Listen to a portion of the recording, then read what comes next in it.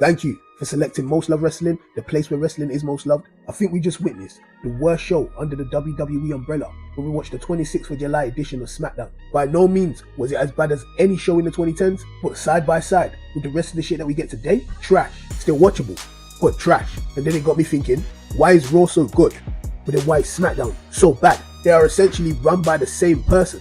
So what is the problem with SmackDown? But before we talk about it, put a like on this video, subscribe to my bullshit, and hit the notification bell. It helps with the algorithm. So if you like what I'm doing and believe that the world deserves to bear witness, then this is how you can make it happen. I just want to say right off the bat, SmackDown suffered greatly from not having Cody Rhodes appear physically, and then zero presence from Kevin Owens and Randy Orton. And of course, that's because they are selling the attacks from the bloodline, which is good. But that doesn't change the fact that it did not help this particular episode of SmackDown's ratings. But that's only talking about 1 week.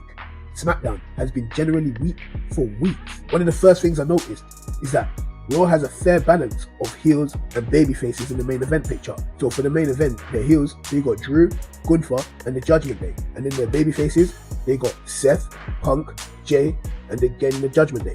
They even got the Wyatt Six on Raw, which I don't have any idea which line of morality they walk on. But that's fun in itself, trying to crack the mystery of the mysterious Wyatt Six. And then when you turn to SmackDown, you look at their baby faces in the main event. Kevin Owens, Randy Orton, Cody Rhodes. Okay, that sounds cool. You go to their heels in the main event. The Bloodline. So then you look at these baby faces and heels and take a look at how they've set up their rivalries. Drew McIntyre is in a rivalry with CM Punk, and Seth Rollins is the wild card. Gunther is currently in a rivalry with Damian Priest of the Judgment Day. And then you got Jey Uso rivaling with the rest of the Judgment Day. And then you take a look at SmackDown to see how they mix up their rivalries. They haven't mixed up their rivalries. Cody, Kevin, and Randy on the same team versus the Bloodline. That's their one story. That's it. But okay, the main event's not everything. Let's go into the mid-card. People can hate Sami Zayn all they want, but he's been a fighting champion. He's actually doing something and elevating the mid-card. He's showing us Braun Breaker. He's showing us Ilya Dragunov. He's helping trying to get over this next generation whilst giving them something to fight for in the Intercontinental Championship. Now over on SmackDown, the mid-card is a complete afterthought. Now if you want, you can sit there and lie to me and say, yeah, I do think about the mid-card of SmackDown. But we know that you don't. And you know what the big problem is with that? It's Logan Paul on the United States Championship. Now, I like Logan as champ. I really do. But right now, he's only holding back the show with his minuscule amount of title defenses and his lack of appearances. This whole Logan Paul United States Champion thing, it's definitely ran its course. We kind of need that belt back now, my brother. Melo, Andrade, Escobar.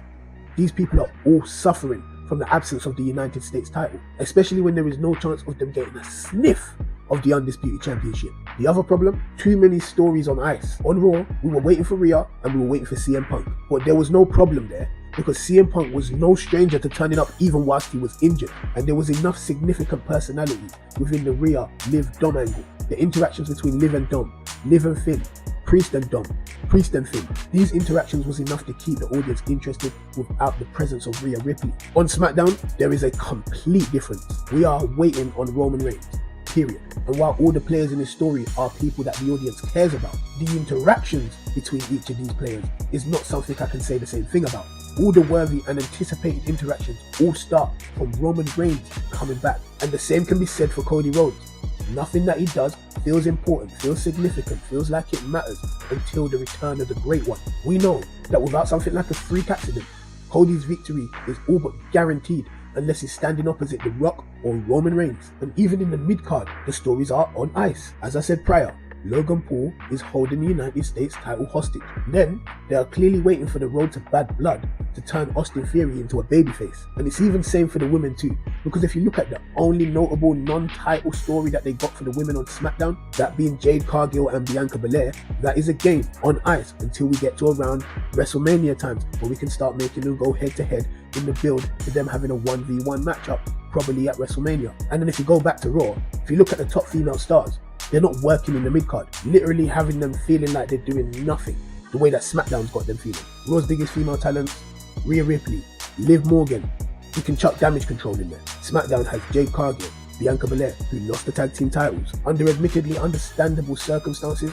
but let's not fuck around. Them titles should have been dropped right back within less than a month. Instead, we try to push this run of doing nothing. Nia Jax and Bayley are good main eventers, and Tiffy time is something that I cannot wait for. But without the threat and involvement of Bianca Belair, the top female on SmackDown, and then Jade Cargill, the most must-see female on SmackDown. It just makes stuff feel like we ain't getting it at its full potential. Where on Mondays, when you turn on Raw, it always feels like they're trying to deliver. On SmackDown, the men's main event rivalry, Cody Rhodes versus Solo Sikoa. It feels like it's not so much about Cody Rhodes versus Solo Sikoa. It feels like it's more about Roman and Solo for the Ula Fala. Like I said, Cody is just on ice until The Rock returns or until Roman looks back in his direction. Otherwise, no bout feels consequential for Rhodes. And then on Raw, Damian Priest feels like he could have lost his World Heavyweight Championship in every title defense he's had and is going to have. And that's a feeling, an exciting feeling that we haven't had in a long time. And I just say, for a while, Priest has been the only superstar that I've known to get over just by keeping on winning. And as well, like I said again, the other main eventers, they're all colliding with each other. You've got Drew and Punk with Seth as the wild card. And when you deep it, they're not just colliding with each other for professional reasons. It's personal too. Drew taking the bracelet from CM Punk.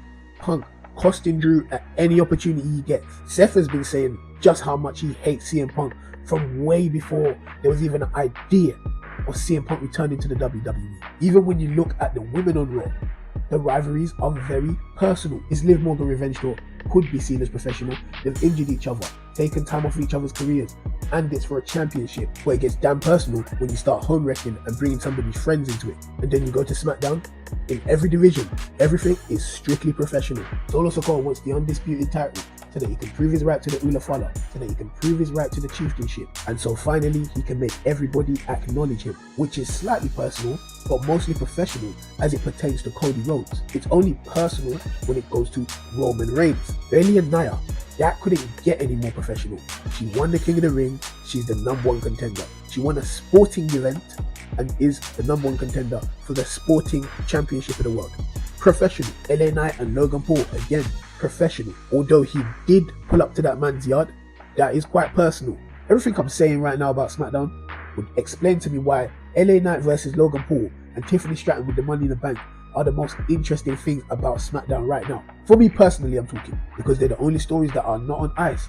And you know, LA Knight is always unpredictable. Tiffany Stratton with that briefcase is quite unpredictable, where everything else, you're waiting for some kind of cue, someone to come back, an event to take place. So overall, it feels like I'm saying the reason why SmackDown is such a sorry show right now is because literally nothing they do matters at the minute. And Raw is the complete opposite. But anyway, thank you for listening to my bullshit. Don't forget to leave a like. Remember to subscribe and leave your thoughts in the comment section down below.